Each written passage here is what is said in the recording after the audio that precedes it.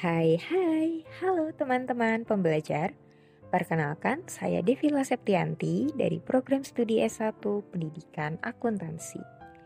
Pada hari ini, saya akan membagikan sebuah materi kepada teman-teman semua yang mungkin masih kurang paham tentang materi kertas kerja atau neraca lajur pada perusahaan dagang, khususnya dengan menggunakan metode ikhtisar laba rugi. Oke, sebelum kita mulai, jangan lupa untuk like, comment, and subscribe. Submateri yang akan kita bahas bersama mencakup definisi kertas kerja, fungsi kertas kerja, bentuk format kertas kerja, hingga penerapan dari kertas kerja menggunakan metode ikhtisar laba rugi. Setelah mempelajari materi ini, harapannya teman-teman dapat memahami komponen dari kertas kerja perusahaan dagang dan juga dapat menyusun neraca lajur perusahaan dagang. Definisi dari neraca lajur atau kertas kerja adalah suatu kertas berkolom-kolom atau berlajur-lajur yang direncanakan secara khusus untuk menghimpun semua data akuntansi. Jadi kertas kerja di sini adalah suatu ringkasan ya atau rangkuman dari seluruh aktivitas keuangan perusahaan kita. Kemudian apa sih fungsi dari kertas kerja? Yakni untuk memudahkan dalam menyusun laporan keuangan. Nah, jadi kalau kita sudah punya kertas kerja itu pasti akan mudah untuk membuat laporan keuangan. Karena nanti tinggal memindah-mindahkan saja gitu. Kemudian karena laporan keuangan itu biasanya kan akan dilihat ya oleh berbagai pihak, terutama pihak eksternal. Jadi misal kalau ibaratnya kertas kerja itu bengkelnya, laporan keuangan itu sudah dipercantiknya gitu, sudah hasil akhirnya sudah enak untuk dilihat dan mudah dipahami. Seperti itu. Berikut merupakan format dari kertas kerja. Yang pertama, kita harus membuat judul. Judul itu mencakup nama perusahaan, kemudian jenis laporannya. Karena ini laporan mengenai kertas kerja, maka akan kita tulis kertas kerja ya jenisnya. Kemudian ada periode akuntansi yang sedang berjalan. Kemudian kita lihat di sini ada beberapa kolom ya. Yang paling kiri ada nomor akun yang nantinya akan kita isi dengan kode akun sesuai dengan golongan akunnya. Kemudian nama akun akan kita isi dengan daftar akun yang diambil dari buku besar. Selanjutnya ada kolom neraca saldo yang dimana berisi dengan saldo akun-akun dari buku besar. Nah, untuk kolom penyesuaian, dia itu akan kita isi dengan saldo dari jurnal penyesuaian. Kemudian bagaimana untuk kolom neraca saldo disesuaikan?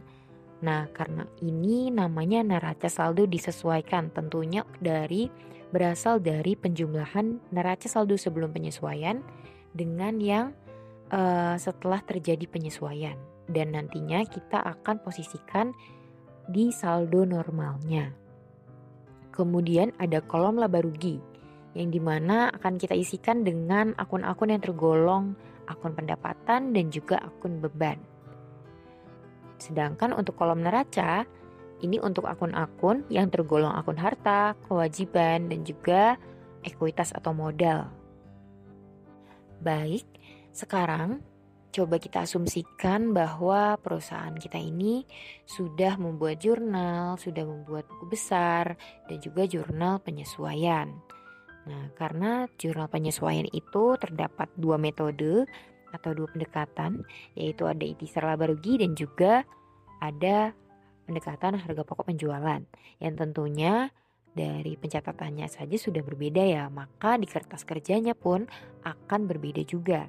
Nah, kemudian bagaimana cara menyusunnya? Nah, kali ini kita akan fokus untuk kertas kerja dengan pendekatan penyesuaian ikhtisar laba rugi terlebih dahulu ya. Berikut ini sudah ada data sumber dari neraca saldo UD Mekarjaya dan juga sudah ada jurnal penyesuaiannya. Baik, kalau kita sudah punya dua sumber data ini, kita akan bisa langsung memasukkannya ke dalam kertas kerja ya. Yang pertama mulai dari kita masukkan dulu untuk kolom neraca saldo. Nah, Di sini kita langsung masukkan saja semua akun-akunnya, mulai dari akun kas, piutang, hingga ke beban listrik dan telepon. Kita masukkan semuanya. Kemudian kita jumlah. Setelah memasukkan ke kolom neraca saldo, selanjutnya kita memasukkan nominal dari jurnal penyesuaian ke dalam kertas kerja. Ya, di sini terdapat kolom penyesuaian. Bisa kita langsung masukkan sesuai dengan akun yang ada dalam jurnal. Nah, bagaimana untuk ikhtisar laba rugi? Ikhtisar laba rugi karena tadi tidak ada di neraca saldo, maka kita buat baru, akun baru ya di bawahnya. Di yang paling bawah itu ada ikhtisar laba rugi. Kita masukkan. Di sini ada yang di debit sebesar 27.500.000. Kemudian yang di kreditnya sebesar 20.500.000. Ya, kita sesuaikan dengan jurnal penyesuaian. Setelah kita mengisi kolom neraca saldo dan juga kolom penyesuaian, barulah kita bisa mengisi neraca saldo disesuaikan. Nah, bisa kita lihat di sini ada akun kas, akun piutang dagang, dan akun piutang lain-lain.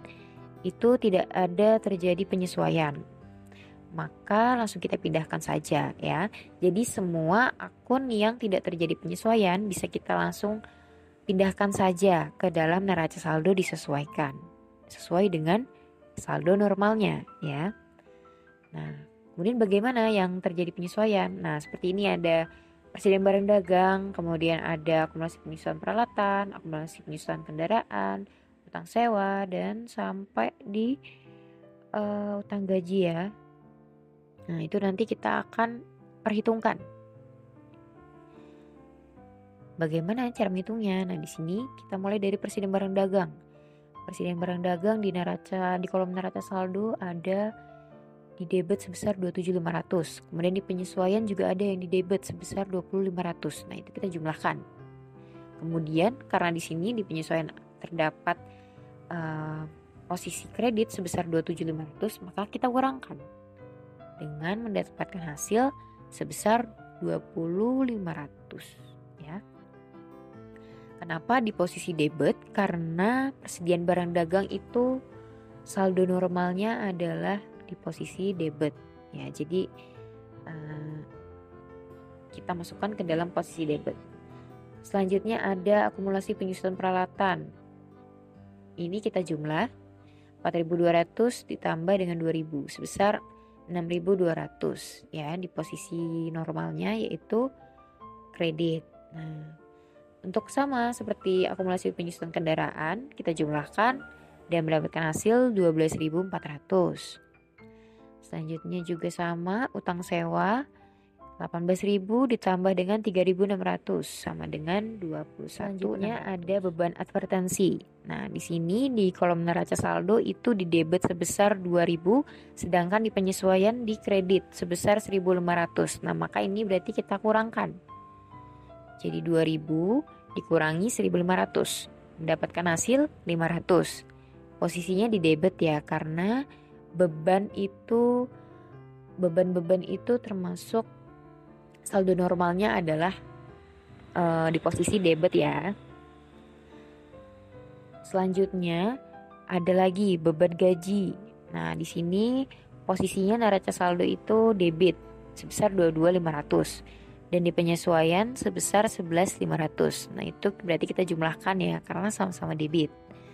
Jadi kita jumlahkan dan mendapatkan jumlah 34.000. Selanjutnya ada akun ikhtisar laba rugi, advertensi beri muka, utang gaji sampai dengan beban penyusunan peralatan.